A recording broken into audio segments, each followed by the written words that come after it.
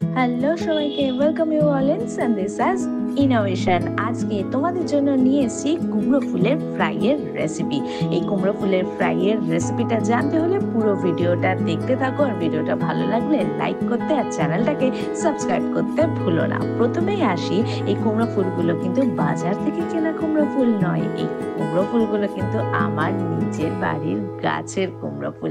এখানে দেখো কুমড়ো রেডি হবে একটা ব্যাপার হচ্ছে। সো প্রথমে আমি কিন্তু বেশ কিছু কুমড়ো ফুলকে স্টক করে নিয়েছি। তোমরা কিন্তু কুমড়ো ফুলগুলোকে একদম ফ্রেশলি কালেক্ট করে সেগুলোকে কিন্তু এয়ারটাইট কন্টেনারের মধ্যে নিয়ে তোমরা কিন্তু ফ্রিজেতে বেশ কিছুদিন স্টক করে রাখতে পারো। এটা কিন্তু দেখো আমার 2-3 দিন ধরে স্টক করে রাখা কুমড়ো ফুলগুলো, দেখো বেশ ফ্রেশ লাগছে না? এবার প্রথমে যেটা করব, ফ্রাই করার আগে কুমড়ো ফুলগুলোর এই যে মাঝখানের একটা দেখো ডাঁটি মতন একটা যে পার্ট থাকে, এই পার্টগুলোকে কিন্তু আমরা বের করে দেব। কারণ প্রথম কথা, এটা হেলদি মানে একটা পার্ট নয়, খাবার উপকারী নয়। আর সেকেন্ড কথা হচ্ছে, এটা একটা হার্ডি মেটেরিয়াল থাকার কারণে ওটা দাঁতে কেমন একটা লাগে। তো এই দুটো কারণের জন্যই কিন্তু আমরা এটাকে ফেলে দেবো। আমি একে একে দেখো কুমড়ো ফুলগুলোর মধ্যে থেকে এই পার্টগুলোকে বের করে নিয়েছি। মজার ব্যাপার হচ্ছে, যেহেতু আমার বায়োলজির সাথে একটা সম্পর্ক রয়েছে, সো সেই কারণেই এইখানে আমি অবশ্যই মেনশন করবো, যেটা এই যে কুমড়ো ফুলের ফ্রাইগুলো আমরা বেশিরভাগ ক্ষেত্রে খেয়ে থাকি, এগুলো কিন্তু বেশিরভাগই হয়ে থাকে, মানে মোস্ট অফ দ্য কেসেসে কিন্তু হয়ে থাকে ছেলে কুমড়ো ফুল। হ্যাঁ, বেশ ইন্টারেস্টিং না? এরকমই আরো ইন্টারেস্টিং তথ্য, মানে বায়োলজির ইন্টারেস্টিং তথ্য শেয়ার করি আমি আমার আলাদা একটা চ্যানেল, যার নাম বায়োলজি উইথ মিশারি। আচ্ছা হ্যাঁ, যেটা মিস করে গেলাম, ইন দ্য মিন টাইম আমি কিন্তু ব্যাটারটা রেডি করছি ফ্রাইয়ের জন্য। আর তার জন্য আমি বাড়িতে নিয়েছি বেসন, তারপরে অ্যাড করেছি কিন্তু অ্যারারুট, আর তারপরে দিয়ে দিলাম আন্দাজ মতো নুন, আর তার সাথে আমি দিয়ে দিচ্ছি সামান্য একটুখানি লঙ্কা গুঁড়ো, এবং তার সাথে 2-4 দানা চিনি, যাতে তেলটা বেশি ভেতরে না থেকে যায়, তেলটা যেন প্রপারলি বেরিয়ে যায়। এবার আমি কি করব, প্রত্যেকটা ইনগ্রেডিয়েন্টস ভালো করে মিক্সড আপ করে নেব, ড্রাই অবস্থাতেই ভালো করে মিক্সড আপ করে নেব, এবং একটু একটু করে জল অ্যাড করছি। দেখো তোমরা দেখলে বুঝতে পারবে, আমি কিন্তু একসাথে পুরো জলটা ঢেলে দিইনি, একটু একটু করে জল দিচ্ছি, আর আমি কিন্তু ভালো করে ব্যাটারটা রেডি করছি। খুব ট্যালট্যালে ব্যাটার হবে না, বা আবার খুব একদম টাইট ব্যাটার হবে না, মাঝামাঝি টেক্সচারটা কিন্তু থাকবে।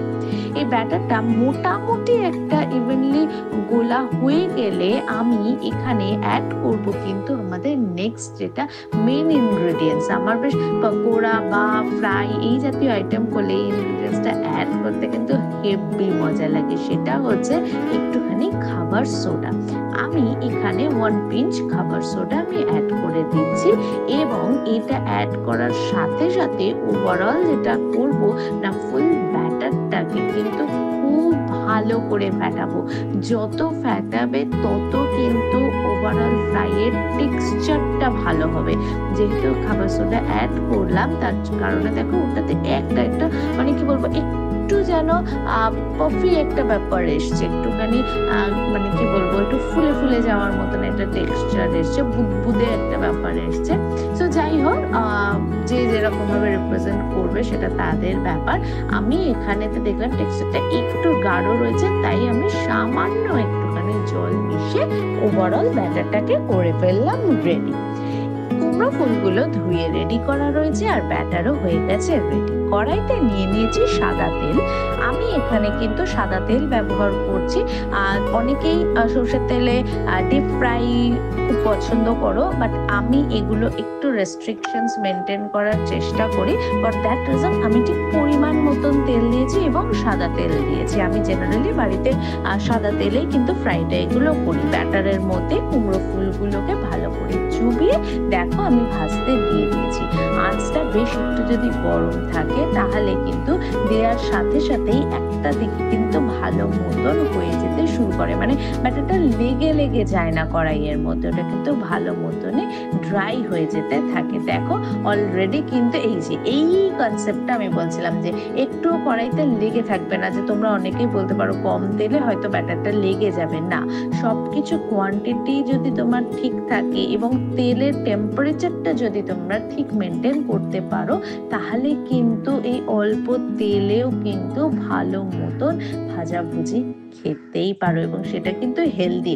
এটা যদি ওই ডিপ ফ্রাই খুব বেশি তেল দিয়ে করতাম না, it will be unhealthy for us. So হেলথের কনসার্ন তো একটুখানি রাখতেই হবে, কিন্তু আবার টেস্টের কথাও ভুলে গেলে চলবে না। তাই পরিমাণ মতো তেল দিয়ে আজকের রেসিপিটা বানিয়ে ফেলছি, দ্যাট ইজ কুমড়ো ফুলের ফ্রাই। অলরেডি আমার এই দুটো দেখো ভাজা হয়ে গেছে, খুব কড়া করে ভাজিনি, বা তোমাদেরকেও সাজেস্ট করবো ভেজো না, তাহলে কিন্তু কুমড়ো ফুলের যে একটা মিষ্টি মিষ্টি টেক্সচার, মিষ্টি মিষ্টি স্বাদ, সেই স্বাদটা চলে যায়, তিতো ভাব কিন্তু চলে আসে ব্যাটারটার মধ্যে, তখন কিন্তু প্রপার স্বাদটা আসে না। বাকি ফুলগুলোকেও সেম ভাবে আমি কিন্তু ভেজে নেব। আচ্ছা, তোমরা কিভাবে করো? তোমরা অনেকেই নিশ্চয়ই বাড়িতে এটা ট্রাই করো, তোমরা কি আলাদা কোনো রকম কিছু ট্রাই করো? আমাকে একটু কমেন্ট বক্সে জানিও, তাহলে আমি তোমাদের অনুযায়ী কিন্তু আমিও নিজে একদিন বাড়িতে প্ল্যানিং করে দেখার চেষ্টা করবো যে কোনটা ভালো লাগছে। আমারও তো শিখতে ইচ্ছে করে নাকি।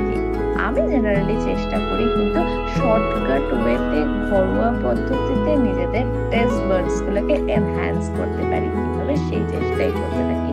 দেখো যেটুকুনি ব্যাটার ছিল, মানে মাপে মাপে সবকিছু, এই বেকার ব্যাটার পড়ে থাকবে, তেল পড়ে থাকবে, এগুলো আমার ঠিক পছন্দ নয়, ওয়েস্টেজ আমার ঠিক পছন্দ নয় ওভারঅল।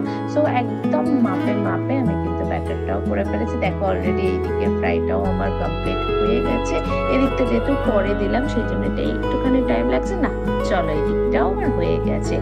এইবার দেখো মোটামুটি কিন্তু আমার ভাজার কাজ অলমোস্ট ডান, অলমোস্ট ভাজা আমার কমপ্লিট হয়ে যাচ্ছে। এবার তুলে নেওয়ার পালা। একটু রেখে দিলাম যে একটু ক্রিস্পি ব্যাপারটা হোক, কারণ আমি একটু গরম গরম ক্রিস্পি ক্রিস্পি ফ্রাই খেতে পছন্দ করি, ফর দ্যাট রিজন, যাতে দুদিকটা বেশ ভালো মতো ভাজা হয়ে যায়। সেই কারণে আমি কিন্তু এদিক ওদিক করে ভেজে নিচ্ছি।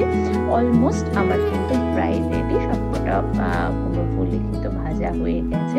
তোমরাও কিন্তু এইভাবে ডালের সাথে বা খিচুড়ির সাথে বা ঘি ভাতের সাথেও কিন্তু এই কুমড়ো ফুলের ফ্রাই ভাজাটা ট্রাই করতে পারো। নাও রেডি কিন্তু আজকের মেনু। কেমন লাগলো জানিও, শেয়ার করো অবশ্যই আমার ভিডিওটা, সাবস্ক্রাইব করতে ভুলো না আমাদের চ্যানেল, আর হ্যাঁ লাইক করতে কিন্তু ভুলো না। নিয়ে আসছি নেক্সট ভিডিও, সেটাও থাকছে কিন্তু একটা রান্নার ভিডিও। টাটা।